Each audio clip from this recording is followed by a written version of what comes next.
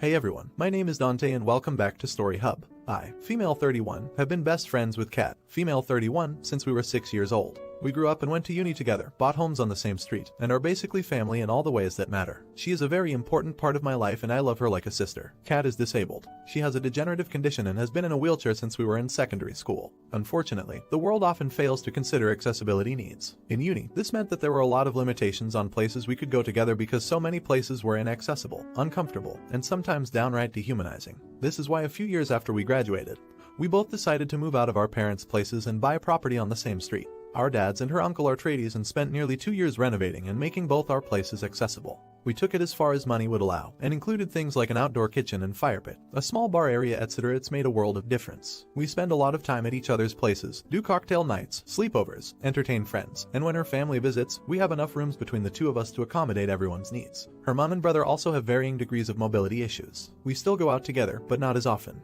Here's the problem. 4 months ago, I got married to Tom, 36. He moved in, and after a few weeks of no problems, we started fighting because he wants us to get rid of the modifications made to the house. He feels they spoil the look of the place. The stair lift chair makes the stairs narrow and he bumps himself when he gets up in the night. This part is true. The roll under sinks, cooktops and showers are wasting space which could be optimized for storage or additional decor. The bins are annoying because he has to bend to use top handles instead of foot pedals, etc. He said it's not ableist to want the things in your house to fit your personal needs, that Kat doesn't live here, and I can just spend time with hers. I redid the office to make it so he could have a normal room, but it isn't enough. I told him that I was willing to compromise and keep only the modifications in the high traffic areas and one accessible bedroom and bathroom, so Kat or a guest could have a room when they visit. It would mean the majority of the house would be redone to his tastes, but it's precisely those areas that he hates the most. I refuse to completely get rid of everything because these accommodations mean a lot to me and my family, and he said I'm being an odd by treating him like a guest, choosing my friend over my husband, and making selfish decisions without considering him, especially since he gave up his condo to live with me. Okay, I have a question. Was any of this discussed before you moved in together? I probably will get voted down for this, but I think both of you have valid points. I just don't understand why this wasn't brought up before he gave up his condo and moved in with you. The changes were made ages ago, and he knew what the house looks like because he's slept over, been here when we've hosted and more. We didn't discuss changing the house because he never mentioned having a problem with it and I never thought to ask.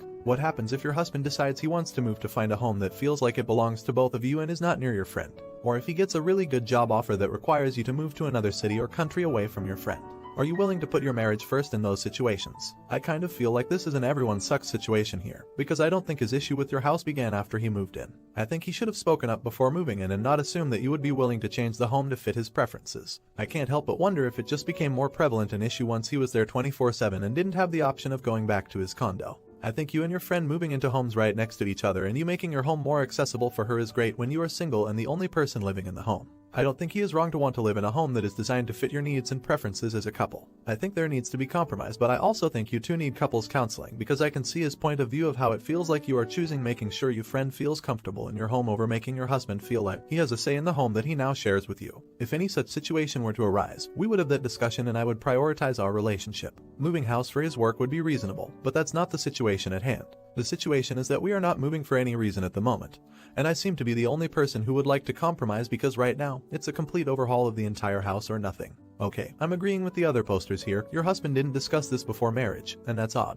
It's almost like he doesn't like your close friendship, and now as your husband feels he should have more control over things. At minimum, he is not a very good communicator, bottling this up before or not thinking things through. At worst, it might be the start of more manipulation. Not an idiot. His point about the house working for those who live there makes sense, except you are a person who lives there too and part of what makes this house work for you is being accessible. He married and moved in with someone who has clearly gone to great lengths to accommodate their friend, then for some reason expected you to reverse all that. You have also offered a compromise where he clearly just wants to take over the space. Now for the next story. Am I the idiot for announcing to the world my ex can't have kids? I, female 34, got divorced from my ex, husband 36M, 4 years ago when I finally got tired of the constant berating and humiliation from him because we couldn't get pregnant despite trying. He kept making comments about it even at events with the rest of the family, making it seem as though it was my body that is the problem even though no doctor ever confirmed that because we never went for an official checkup. I should have insisted, I know, but for some reason I just didn't. I completely believed it must be me. Everyone believed it and my mother-in-law kept voicing out her disappointments and giving me unwanted advice. Anyway, I reached a breaking point when at Thanksgiving,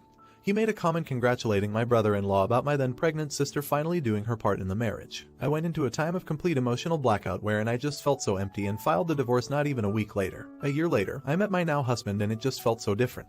I felt so safe and happy we got married just 2 years later. He also wanted kids but didn't care if it might be through adoption so we signed up. However, 6 months ago, I started getting sick in the mornings and was late for my period because lo and behold I am pregnant. We were so happy, but I wasn't ready to announce until I was sure I was. Haven't really unpacked why I was scared of telling people. I finally got the courage and made an announcement 2 weeks ago on Facebook.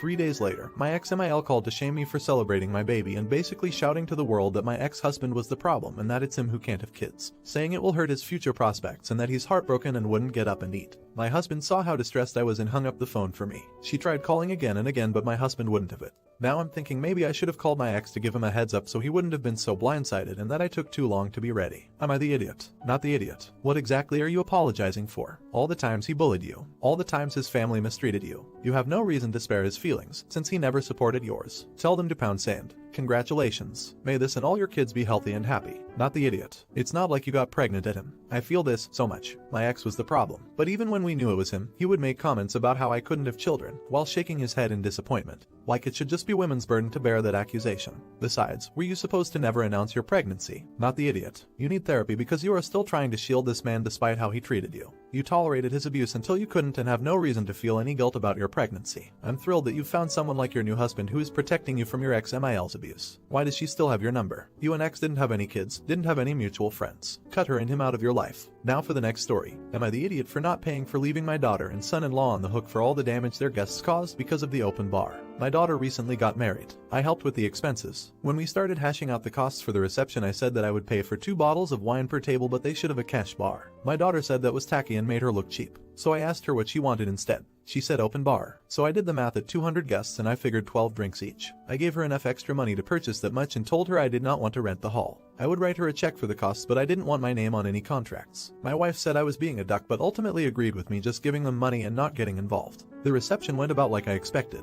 Inebriated sex in the coat room. The insurance didn't cover intentional damage. And there was one Dewey that thankfully was stopped before he got to public roads, but not before he damaged multiple cars in the parking lot. That also caused several altercations that involved the police. All in all, your average drunken stupidity. The damages to the hall and other stuff was actually several times more than my cost for the open bar. My daughter and son-in-law ended up having to use a good chunk of their wedding gift money to pay. I feel like an idiot for not insisting that they limit drinking. And they are calling me an idiot for making them use money they had planned on their honeymoon and setting up their new home. Not the idiot. It was their wedding. The open bar was their decision. Their friends caused the damage. How should any of this fall to you, either financially or otherwise? I feel like an idiot for not insisting that they limit drinking. They're married. Your job of swooping in and forcing prudent decisions is done. They can make their own choices and suffer the consequences. Not the idiot. You were very upfront about what you'd pay and the risks of an open bar. Side note, where is the bartender in all this? Unless an open bar meant everyone was literally pouring their own drinks, a bartender was serving and should have very much been paying attention to over-serving. If the venue provided the staff, they may well be responsible for some of this. Not the idiot, but what is with open bars in this sub? The stories that come out of them are wild. I've been to over 24 weddings, all had an open bar except for one.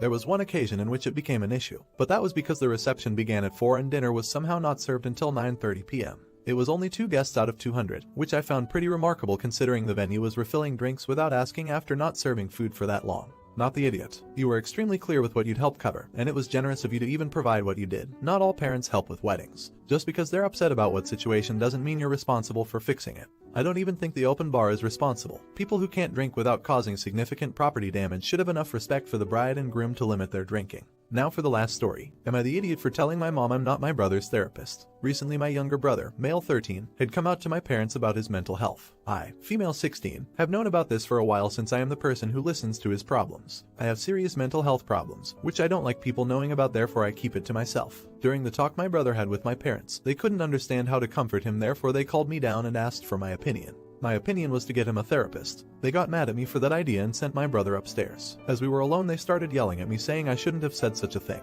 and as a family, we should be each other's backbone. I told them that I think my brother needs someone he can talk to knowing he won't be judged and can get professional help. My mom yelled at me saying he could talk to me and trust me not to judge him. That's when I snapped and told her I wasn't a therapist and won't ever be my brother's therapist. There was some more yelling until I stormed off to my room. I'm feeling like the idiot because of how I handled the situation, and my brother, male 17, called me one because of the way I reacted. So am I the idiot? Not the idiot. Being a therapist is not the same thing as seeking support and/or a backbone. so your parents' argument is not credible. If my family member needs mental help, I can support them by helping them find a therapist or mental health professional, driving them to appointments, encouraging them to try someone else if their first therapist doesn't click with them, etc. What I cannot do is be the therapist and divided by our mental health professional. Mental, emotional health are just as vital and just as real as physical health. You would not be expected to diagnose and treat a physical ailment. Why would they expect you to diagnose and treat a mental, emotional ailment? No wonder he kept it to himself for so long. And no wonder you're keeping yours a secret now. Not the idiot. The fact that your parents don't recognize that mental health problems require professional help is deeply disturbing. He needs family, yes, but family isn't a solution to address mental health issues. Your parents do not understand mental health problems, so they yell at you. They are the idiot here. I hope you and your brother can help you without them.